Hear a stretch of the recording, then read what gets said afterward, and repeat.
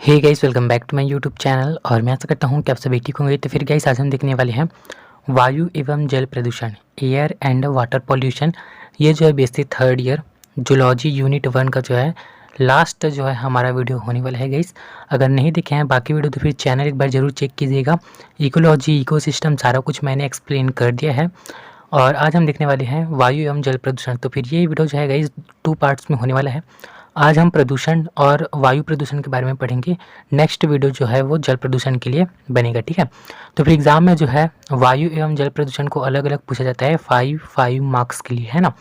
तो फिर आपको क्या क्या लिखना है वो हम चलिए देख लेते हैं। तो फिर सर्वप्रथम सिनॉप्सिस बनाए हैं। तो फिर इसमें सबसे पहले तो इंट्रोडक्शन यानी कि प्रदूषण के बारे में इंट्रोडक्शन देंगे। फिर प्रदूषक के प्रकार देखेंगे ना। प्रदूषक अर्थात गए जिसके कारण जो है पॉल्यूशन होता है या जिसके कारण प्रदूषण होता है उसको जो है प्रदूषक कहते हैं, ठीक है। फिर प्रदूषण के प्रकार देखेंगे। फिर उसी में जो है हम वायु प्रदूषण और जल प्रदूषण देखेंगे, क्योंकि जो हमारा सिलेबस है गाइस उसमें केवल वायु प्रदूषण और जल प्रदूषण ही बसा है, ठीक है। तो फिर इन दोनों प्रदूषण के बारे में देखेंगे। तो फिर आज जो है हम वायु प्रदूषण देखेंगे, उसके बाद नेक्स्ट वीडियो जो है जल प्रदूषण पर बनेगा। तो फिर चलिए सबसे पहला हमारा इंट्रोडक्शन देख लेते हैं। हमारे वातावरण में अनेक आवश्यक तत्व पाए जाते हैं जिनकी आवश्यकता प्राणियों को हमेशा रहती है। वातावरण के घटकों में होने वाले अनावश्यक एवं अवांछनीय परिवर्तनों को जो जीवधारियों पर प्रतिकूल प्रभाव डालते हैं उसे प्रदूषण कहते हैं। प्रदूषण किसे कहते हैं समझ में आ गया गाइस। क्या होता है, हमारे पर्यावरण में जो है बहुत सारे एलिमेंट्स पाए जाते हैं जिनकी आवश्यकता जो है हमें होता है ना। हमारे अलावा अनेक जो प्राणी हैं वातावरण में उन सभी को होता है। तो फिर जैसे कि हम मान लेते हैं वायु और जल का हम ले लेते हैं, ठीक है, एग्जाम्पल। इनकी आवश्यकता जो है हमें हमेशा रहती है। तो फिर क्या होता है, इनमें जो है कुछ कुछ परिवर्तन हो जाता है ना। इनके रासायनिक एवं भौतिक गुणों में जो है कुछ कुछ परिवर्तन हो जाता है, जिसके कारण जब हम इनका उपयोग करते हैं तो फिर ये हमारे लिए जो है हार्मफुल होते हैं, है ना। ये हमको जो है नुकसान पहुंचाते हैं। तो फिर उसी को ही जो है प्रदूषण कहते हैं, जो जीवधारियों पर प्रभाव डालते हैं, ठीक है। तो फिर उसको जो है प्रदूषण कहते हैं, ठीक है। समझ में आ गया। क्या होता है, जो आवश्यक तत्व हैं उनमें कुछ परिवर्तन हो जाता है, अवांछनीय परिवर्तन हो जाता है, जिसके कारण वो जीवधारियों पर प्रतिकूल प्रभाव डालते हैं यानी कि नुकसान पहुंचाते हैं। तो फिर उसे जो है प्रदूषण कहते हैं, ठीक है। पर्यावरण के विभिन्न घटकों के भौतिक तथा रासायनिक एवं जैविक गुणों में उत्पन्न वह अनावश्यक परिवर्तन जो जीवधारियों पर प्रतिकूल प्रभाव डालते हैं उसे प्रदूषण कहते हैं, ठीक है गाइस। पर्यावरण के विभिन्न घटकों से क्या तात्पर्य है, जल, वायु, जो अनेक प्रकार के घटक हैं जिनकी आवश्यकता हमें है ना, उनके भौतिक, रासायनिक एवं जैविक गुणों में जो परिवर्तन उत्पन्न होता है गाइस, जिसके कारण जब हम उनका उपयोग करते हैं जिससे हमें नुकसान होता है तो फिर उसे जो है प्रदूषण कहते हैं, ठीक है। समझ में आ गया। तो फिर आई होप आप लोगों को समझ आया होगा इंट्रोडक्शन। अब चलिए देख लेते हैं प्रदूषक। प्रदूषक एवं उसके प्रकार देख लेते हैं। वह पदार्थ जो किसी घटक के साथ मिलने पर उसके वांछनीय गुणों में परिवर्तन हो जाता है जिससे जीवधारियों पर प्रतिकूल प्रभाव पड़ता है, उस पदार्थ को प्रदूषक कहते हैं, ठीक है गाइस। प्रदूषक किसे कहते हैं, जिसके कारण कोई पदार्थ जो है प्रदूषित होता है। जैसे कि हम जल का एग्जाम्पल लेते हैं या फिर वायु का ही एग्जाम्पल ले लेते हैं। वायु हमारे पास शुद्ध वायु है, जब उसमें कोई कुछ मिल जाता है ना, जैसे कि कार्बन मोनोऑक्साइड है, नाइट्रस ऑक्साइड है, एसओ है और धूल के कण है, तो फिर ये जब मिल जाते हैं वायु में तब जो है वायु प्रदूषित हो जाता है। तो फिर जिसके कारण वायु प्रदूषित हुआ है उसे प्रदूषक कहेंगे, जैसे धूल के कण, SO, carbon monoxide, carbon dioxide, ये सब, ठीक है। तो फिर समझ में आ गया, जिसके कारण प्रदूषण उत्पन्न होता है उसे जो है प्रदूषक कहते हैं। अब जो है गाइस प्रदूषक के प्रकार देख लेते हैं ना। प्रदूषक कितने प्रकार के होते हैं वो हम देख लेते हैं। तो ये प्रदूषक जो है गाइस वो 2 प्रकार का होता है ना, 2 टाइप्स के होते हैं। पहला है निम्नीकृत प्रदूषक और दूसरा है अनिम्नीकृत प्रदूषक। तो फिर निम्नीकृत प्रदूषक और अनिम्नीकृत प्रदूषक क्या होता है गाइस, मैं उसके बारे में थोड़ा सा आप लोगों को बता दूं। निम्नीकृत उसे कहते हैं जिसका जो है रिसाइकल किया जा सकता है ना, यानी कि जो प्रोडक्ट बना है वो फिर अन्य उत्पाद में बदलेगा, यानी कि उसका अपघटन होगा और पुनः जो उनका उत्पाद जो है बन सकता है, ठीक है। एक प्रकार से बोले तो रिसाइकल इसका किया जा सकता है। और जो अनिम्नीकृत है गाइस उनका जो है रिसाइकल नहीं किया जा सकता, एक बार बन गया तो फिर उनका अपघटन जो है संभव नहीं है ना। तो फिर उनको जो है अनिम्नीकृत कहते हैं। आपने इसे जो है सोशल साइंस वगैरह में पढ़े होंगे 10th 11th में, है ना। तो फिर चलिए देखते हैं निम्नीकृत प्रदूषक होता क्या है। ये मल, कूड़ा, करकट आदि जैव कार्बनिक पदार्थ हैं जो प्रकृति द्वारा सरल यौगिकों में जो है अपघटित होते रहते हैं। इनकी मात्रा अधिक होने पर इनके अपघटन की दर जो है कम हो जाती है। तब ये जल, मृदा तथा वायु को प्रदूषित कर मानवों व अन्य जीवों में रोग उत्पन्न करते हैं। अब देखिए जो निम्नलिखित प्रदूषक है वो कौन कौन से हैं? मल, कूड़ा, करकट आदि। इन सभी को जो है हम खाद के रूप में जो है बना सकते हैं ना, हम इनसे जो है खाद के रूप में बना करके जो इनका पुनः उपयोग कर सकते हैं और ये मिट्टी में मिल जाते हैं, ठीक है। लेकिन क्या होता है, कई कई बार जो है इनका जो मात्रा है वो बहुत ही बढ़ जाता है, जिनके कारण इनका जो है डिकम्पोज़र जो है नहीं हो पाता है ना, इनका अपघटन जो है नहीं हो पाता है, जिसके कारण जो है इनकी मात्रा में वृद्धि हो जाती है और ये जो है नदी, तालाब में जो है मिल जाते हैं और वायु वगैरह में मिल जाते हैं, जिससे जो है जल, मृदा और वायु जो है प्रदूषित हो जाते हैं, ठीक है, जिससे जो है मानवों में रोग उत्पन्न होता है। तो फिर ये हो गया निम्नलिखित प्रदूषक। अब देखते हैं अनिम्नलिखित प्रदूषक। अनिम्नलिखित मैंने बता दिया है कि आप लोगों की क्या होता है ना अनिम्नलिखित। तो फिर देखते हैं, ये विभिन्न प्रकार के रसायन हैं जो उद्योगों से अवशिष्ट पदार्थों के रूप में जो है निकलते हैं अथवा उनके रसायन जो दैनिक जीवन में उपयोग में लाते हैं। इन पदार्थों का अपघटन नहीं हो पाता है। ये पदार्थ जल व मृदा से जीव शरीर में पहुंचकर हानिकारक लक्षण जो है उत्पन्न करते हैं, ठीक है। इस अनिम्नलिखित यानी कि जिनका जो है अपघटन नहीं किया जा सकता है ना। तो फिर हमारे दैनिक जीवन में हम अनेक प्रकार के रसायन वगैरह जो है उपयोग करते हैं या फिर उद्योगों वगैरह में जो है उपयोग करते हैं, ठीक है। तो फिर उनका जो है अपघटन नहीं हो पाता है, जिसके कारण जो है वो कई तरह से जो है हमारे अंदर पहुंच जाते हैं हमारे शरीर में और हमारे शरीर में जो है रोग उत्पन्न करते हैं। तो फिर उनको जो है अनिम्नलिखित प्रदूषक कहते हैं, ठीक है। अनिम्नलिखित यानी कि जिनका रिसाइकल नहीं किया जा सकता, ठीक है। तो फिर ये हो गया प्रदूषक के प्रकार। अब जो है गाइस प्रदूषण कितने प्रकार के होते हैं वो हम देख लेते हैं ना। पॉल्यूशन कितने टाइप्स के होते हैं वो हम देखते हैं। तो फिर पहला है वायु प्रदूषण, एयर पॉल्यूशन। जल प्रदूषण है ना, वाटर पॉल्यूशन। रेडियोधर्मी प्रदूषण, मृदा प्रदूषण या मिट्टी प्रदूषण है ना। फिर ध्वनि प्रदूषण, फिर है तापीय एवं नाभिकीय प्रदूषण, फिर है पेस्टिसाइड प्रदूषण, फिर है रासायनिक भारी धातुय प्रदूषण। तो फिर इन सारे प्रदूषण के बारे में जो आप लोग जानते ही हैं गाइस, लेकिन जो हमारा सिलेबस है उसमें केवल वायु प्रदूषण और जल प्रदूषण है, ठीक है। तो फिर चलिए गाइस वायु प्रदूषण जो है हम देख लेते हैं। आप लोगों को देखिए गाइस वायु प्रदूषण पूछेगा तो फिर ये पॉल्यूशन के बारे में आप लोगों को बताना है, उसके बाद जो है एयर पॉल्यूशन के बारे में बताना है, ठीक है। तो फिर भले ही आप इतना सारा ना लिखें, जो प्रदूषक वगैरह है उनके बारे में ना लिखें, लेकिन प्रदूषण क्या होता है थोड़ा सा इंट्रोडक्शन आप देंगे, फिर प्रदूषक के प्रकार लिख देंगे, फिर उसके बाद जो है प्रदूषण के प्रकार वगैरह लिख देंगे, फिर उसके बाद वायु प्रदूषण और जल प्रदूषण को जो है बताएंगे, ठीक है। तो फिर चलिए देखते हैं। जल प्रदूषण के लिए एक अलग वीडियो बनेगा, नहीं तो फिर यही वीडियो जो है बहुत ही लंबा हो जाएगा, है ना, जिससे जो है आप लोग बोरिंग हो जाते हो, पढ़ने का मन नहीं करता। तो फिर चलिए उसको जो है रखते हैं, देखते हैं वायु प्रदूषण, एयर पॉल्यूशन। सबसे पहला जो है इसका इंट्रोडक्शन देख लेते हैं कि आखिर एयर पॉल्यूशन होता क्या है। तो फिर सबसे पहला इस इंट्रोडक्शन में कुछ नहीं लिखना है, क्या क्या एयर जो है वातावरण में पाया जाता है वो सारा कुछ जो है आप लोग यहाँ पे लिखेंगे। तो फिर चलिए देखते हैं। वायु में लगभग 78% जो है नाइट्रोजन गैस होता है, 21% जो है ऑक्सीजन होता है और 0.3% जो है कार्बन डाइऑक्साइड होता है, ठीक है। इसके अलावा जो है अन्य गैस भी जो है उपस्थित होते हैं। इनकी निश्चित मात्रा में वातावरण का संतुलन जो है बना रहता है, लेकिन यदि वायु में किसी गैस अथवा अवयव की मात्रा बढ़ती है तो वातावरण असंतुलित हो जाता है, जो जीवों के लिए हानिकारक होता है। इसे वायु प्रदूषण कहते हैं, ठीक है। कि समझ में आ गया क्या बोल रहा है? जो हमारा पर्यावरण है गैस, उसमें जो है सभी गैसों की जो है एक निश्चित मात्रा होती है। जैसे कि नाइट्रोजन का जो है 78% होता है और ऑक्सीजन जो है 21% होता है। उसी प्रकार कार्बन डाइऑक्साइड 0.3% होता है। इसी तरह जो अन्य गैसें भी हैं गैस वातावरण में, वो एक निश्चित मात्रा में जो है पर्यावरण में होते हैं। क्या होता है, कई बार जो है किसी कारणवश जो है किसी गैस का जो है मात्रा बढ़ जाता है या कम हो जाता है, जिसके कारण जो है पर्यावरण में संतुलन बिगड़ जाता है ना, जिससे जो है वायु प्रदूषण हो जाता है और इसका जो है वातावरण पर भी नेगेटिव इफेक्ट पड़ता है, प्लस जो प्राणी हैं उन पर भी जो है नेगेटिव इफेक्ट पड़ता है। तो फिर उससे जो है वायु प्रदूषण जो है कहते हैं। तो फिर चलिए मैंने यहाँ पर जो है सरल शब्दों में जो है एयर पॉल्यूशन को और बताया है, चलिए देख लेते हैं, ठीक है।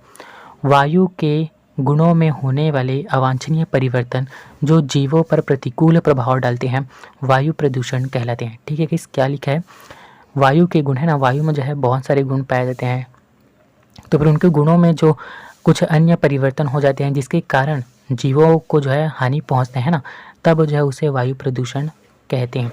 तो फिर ये मैंने बनाया है, आप लोग जो है इसको याद करने के लिए रख सकते हैं ना। तो फिर ये हो गया हमारा इंट्रोडक्शन। अब चलिए देखते हैं आगे। अब देखते हैं गाइस वायु प्रदूषण के प्रकार, ठीक है, सॉरी वायु प्रदूषण के कारण किस किस कारण से जो है वायु प्रदूषित तो होता है वो हम देखते हैं। तो फिर पहला है धुआं एवं धूल, ठीक है। धूल के कण वायु को जो है प्रदूषित करते हैं, जिससे श्वसन क्रिया द्वारा धूल के कण फेफड़ों में पहुंचकर रोग उत्पन्न करते हैं। धूल एवं धुआं, धूल वगैरह सड़क वगैरह से, मिट्टी वगैरह से डस्ट जो है उड़ता है, ठीक है। और धुआं वगैरह आग वगैरह जब हम जलाते हैं तो फिर वे कण जो है, इनके कण जो है हवा में जाके मिल जाते हैं और श्वसन के द्वारा जो है ये हमारे फेफड़ों वगैरह में जाते हैं और फेफड़ों में जाकर के जो है गाइस ये जो है रोग उत्पन्न जो है करते हैं। इसी प्रकार कोयले के जलने से विभिन्न कारखानों की चिमनियों से धुआं निकलता है, जिसमें कार्बन मोनोऑक्साइड, कार्बन डाइऑक्साइड तथा NO जो है होते हैं। इसके अलावा धुएं में सीसा, पारा, जिंक, तांबा आदि के सूक्ष्म कण भी जो है होते हैं, जो स्वास्थ्य के लिए जो है हानिकारक होते हैं, ठीक है गाइस। तो फिर धूल के कण के कारण भी होता है, और जो धुआं कारखानों वगैरह से निकलता है उसमें क्या होता है, कार्बन डाइऑक्साइड होता है, कार्बन मोनोऑक्साइड होता है, NO होता है, सीसा होता है, पारा होता है, जिंक होता है। तो फिर ये सारे कुछ जो है होते हैं, ये क्या होते हैं, हवा में मिल जाते हैं और जीवों पर जो है हानिकारक प्रभाव डालते हैं। तो फिर इससे जो है वायु प्रदूषित होता है, ठीक है। सेकंड देखते हैं गैस किसके कारण जो है प्रदूषण होता है। तो फिर गैसेस फ्रॉम ऑटोमोबाइल, जितने भी हम गाड़ी मोटर चलाते हैं गैस, उनसे भी जो है प्रदूषण होता है। तो फिर चलिए देख लेते हैं। मोटर, ट्रक, बस, स्कूटर, ट्रैक्टर आदि से पेट्रोल व डीजल के जलने से CO, CO2, SO2, NO, शीशा यानी कि लेड है ना, तथा विषैली गैसें वायुमंडल को जो है प्रदूषित करती हैं।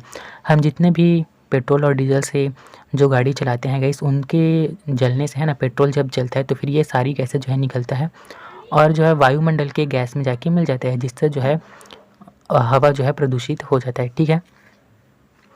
मोटर गाड़ी के धुएं से निकलने वाले दो घटक नाइट्रोजन ऑक्साइड तथा हाइड्रोकार्बन सूर्य के प्रकाश में क्रिया करके विषाक्त फोटोकेमिकल स्मॉग जो है बनाते हैं, ठीक है। इस स्मॉग जानते हैं ना आप लोग, तो फिर वो जो है इनसे मिलके बनता है, ठीक है।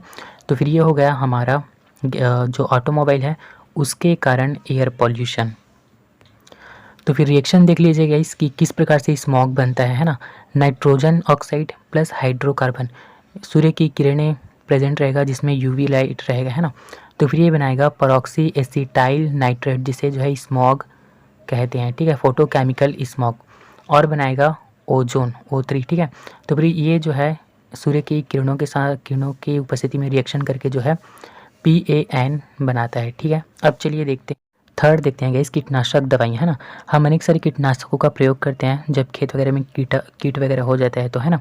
तो फिर उनको मारने के लिए जो है कीटनाशक का उपयोग करते हैं। तो फिर कई बार क्या लिखा होता है गाइस कि मास्क पहनकर उपयोग कीजिए करके, है ना।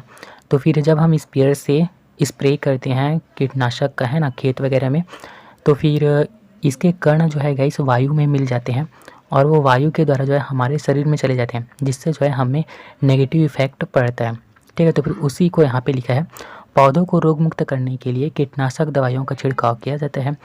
इससे विषैला रसायन वायु में मिलकर शरीर की कार्यकी पर जो है प्रभाव डालते हैं। तो फिर इस प्रकार से भी जो है गाइस वायु का जो वायु है वो प्रदूषित होता है। फिर है गाइस रेडियो एक्टिव तत्व के कारण एयर पॉल्यूशन, है ना। रेडियो एक्टिव तत्व जैसे यूरेनियम, रेडियम और स्ट्रॉन्जियम आदि से निकलने वाली गैसें वायु को जो है प्रदूषित करती है, ठीक है गाइस। तो फिर ये रेडियो एक्टिव तत्व के कारण भी जो है एयर जो है पॉल्यूशन होता है, ठीक है, एयर का जो पॉल्यूशन है वो होता है। अब देखते हैं guys effects of air pollution, यानी कि वायु प्रदूषण के कारण कौन कौन से प्रभाव पड़ता है वो हम देखते हैं, ठीक है। पहले देखते हैं नाइट्रोजन ऑक्साइड व SO2 से जो है कैंसर, हृदय रोग, श्वसन संबंधी रोग और डायबिटीज़ जैसे रोग जो है होते हैं, ठीक है गाइस। जो नाइट्रोजन ऑक्साइड है और SO2 है, इसके कारण जो है कैंसर रोग भी होता है, हृदय रोग भी होता है और जितने भी श्वसन संबंधी रोग है वो होता है। इसके अलावा डायबिटीज़ वगैरह भी जो है होता है, ठीक है। तो फिर ये सारी इफेक्ट जो है पड़ते हैं। सेकंड देखते हैं गाइस पेरोक्साइड एक म्यूटाजेनिक एजेंट है जो मनुष्य में म्यूटेशन को प्रेरित करता है, ठीक है गाइस। म्यूटेशन क्या होता है आप लोग जानते हैं? तो फिर मैं थोड़ा सा बता दूं म्यूटेशन के बारे में कि म्यूटेशन होता क्या है। क्या होता है गाइस, म्यूटेशन जो है एक अचानक से उत्पन्न होने वाला आनुवांशिक परिवर्तन है, ठीक है। आनुवांशिकता में होने वाले अचानक परिवर्तन को जो है म्यूटेशन कहते हैं, जिसके कारण जीवों के शरीर में और उसके जेनेटिक्स में जो है परिवर्तन हो जाता है, तो फिर उसे जो है म्यूटेशन कहते हैं, ठीक है। तो फिर जो पेरोक्साइड है गाइस, वो जो है एक म्यूटाजेनिक एजेंट है, इसके कारण जो है म्यूटेशन जो है मनुष्यों में होता है। म्यूटेशन यानी कि उत्परिवर्तन, ठीक है। उत्परिवर्तन को जो है ये प्रेरित करता है, ठीक है। तो फिर ये हो गया। अब देखते हैं PAN और ओजोन अत्यंत विषैले पदार्थ हैं जिसके कारण आँखों से जो है आंसू निकलने लगते हैं, ठीक है। इस PAN क्या है, मैंने भी जस्ट बताया है आप लोगों को, परऑक्सी एसिटाइल नाइट्रेट, ठीक है। परऑक्सी एसिटाइल नाइट्रेट है, ठीक है। तो और ओजोन जो है अत्यंत विषैले पदार्थ होते हैं, इनके कारण जो है आँखों से जो है आंसू निकलने लगता है, ठीक है। अब देखते हैं CO से जो है कार्बन मोनोऑक्साइड से जो है रक्त विषाक्त हो जाता है ना, रक्त जो है अशुद्ध हो जाता है, जिससे सिर दर्द, घबराहट, श्वास में परेशानी और अंततः मृत्यु जो है हो जाती है, ठीक है गाइस। तो फिर देखिए इतना हानिकारक होता है कार्बन मोनोऑक्साइड। अब चलिए देखते हैं, अब देखते हैं guys prevention of air pollution, यानी कि एयर पॉल्यूशन को किस प्रकार से कम किया जा सकता है वो हम देख लेते हैं, ठीक है। कारखानों की चिमनियों की ऊंचाई अत्यधिक होनी चाहिए तथा उनसे निकलने वाले धुओं के कणों को इकट्ठा करने के लिए जो है एक फ़िल्टर लगाना चाहिए। देखिए गाइस, शहरों में जो कारखाने होते हैं उनमें चिमनियाँ होती है, तो फिर चिमनियों को जो है ऊपर जब हम रखेंगे तो फिर जो धुआं है गाइस वो जो है ऊपर जाके वातावरण में मिल जाएगा, ठीक है, और वो नीचे नहीं आएगा, ठीक है, जिससे जो है वातावरण का जो हवा है वो शुद्ध रहेगा, प्रदूषित जो है नहीं होगा, ठीक है। और जो चिमनी है गाइस उसमें जो है एक फ़िल्टर लगाया जाता है, जिससे क्या होता है जो धूल के कण है ना, यानी कि कोई भी जो धुएँ के साथ जो कण जाएगा गाइस वो जो है उस फ़िल्टर में जो है चिपक जाएगा और जो शुद्ध हवा है वो बाहर जाके निकल जाएगा, जिससे जो है वायु प्रदूषित नहीं होगा। तो फिर वही लिखा है कि जो चिमनियाँ हैं वो ऊपर होनी चाहिए, बहुत ऊपर, है ना, और उसमें जो है एक फ़िल्टर लगा होना चाहिए ताकि जो है एयर शुद्ध हो जाए। कई चिमनियों में आप लोग देखे होंगे गाइस कि एक गोला टाइप लगा होता है ना, वो क्या करता है, वो धूल के कणों को जो है या कार्बन वगैरह के कणों को जो है इकट्ठा कर लेता है, जिसके कारण वो काला काला पड़ जाता है ना। तो फिर वही यहाँ पे लिखा है। इसके बाद और क्या करना चाहिए गाइस, पहला तो जो है, सेकंड है कीटनाशकों के प्रयोग को जो है कम करना चाहिए, है ना। और जैसे कि गौमूत्र वगैरह है और नीम के जो पत्ते हैं ये पहले प्राथमिक उपचार करते थे लोग, है ना। तो फिर इनका जो कीटनाशक वगैरह है उनका प्रयोग जो है कम करना चाहिए। जब ज़रूरत है, जब अत्यधिक कीटों का प्रकोप बढ़ गया तब जाकर के जो है कीटनाशकों का प्रयोग जो है करना चाहिए, ठीक है। फिर है धूम्रपान पर पूर्ण नियंत्रण होना चाहिए। जितने भी तंबाकू वगैरह है, इस धूम्रपान यानी कि सिगरेट वगैरह है ना, तो फिर उन पर जो है नियंत्रण होना चाहिए, क्योंकि इनसे भी जो है एयर जो है पॉल्यूशन होता है। 4 पॉइंट है गाइस, अधिक से अधिक जो है प्लांट लगाने चाहिए। अब देखिए प्लांट हम अधिक से अधिक लगाएंगे तो फिर ऑक्सीजन की मात्रा में कमी नहीं होगा, जिससे जो है एयर हमें शुद्ध ऑक्सीजन जो है मिलेगा, ठीक है। तो फिर इस प्रकार से जो है एयर पॉल्यूशन को जो है कम किया जा सकता है। इसके अलावा आप लोग जो जानते हैं वो भी जो है ऐड कर सकते हैं, ठीक है। जल प्रदूषण के लिए जो है एक अलग वीडियो आएगा गाइस, क्योंकि बहुत ही लंबा हो जाता है ना, तो फिर पढ़ने का मन नहीं करता, मेरा खुद नहीं करता था, इसी वजह से मैं इसमें जल प्रदूषण को नहीं बता रहा हूँ। एक अलग वीडियो जो है इसके लिए बनेगा। तो फिर आई होप गाइस ये वीडियो आप लोगों के लिए हेल्पफुल हुआ होगा। अगर हुआ है तो फिर प्लीज़ वीडियो को लाइक करेंगे, चैनल को सब्सक्राइब करेंगे, दोस्तों भी शेयर करेंगे ताकि उनको भी फायदा हो। चलो यार, सब्सक्राइब करो या ना करो, लाइक कर देना, है ना। सब्सक्राइब तो मेरा हो गया है, कंप्लीट हो गया है मेरा, जितना होना चाहिए था उतना हो गया है। तो फिर प्लीज़ लाइक कर देंगे, कमेंट कर देंगे कि कैसा लगा आप लोगों को, भले ही सब्सक्राइब ना करें। और थैंक यू गाइस।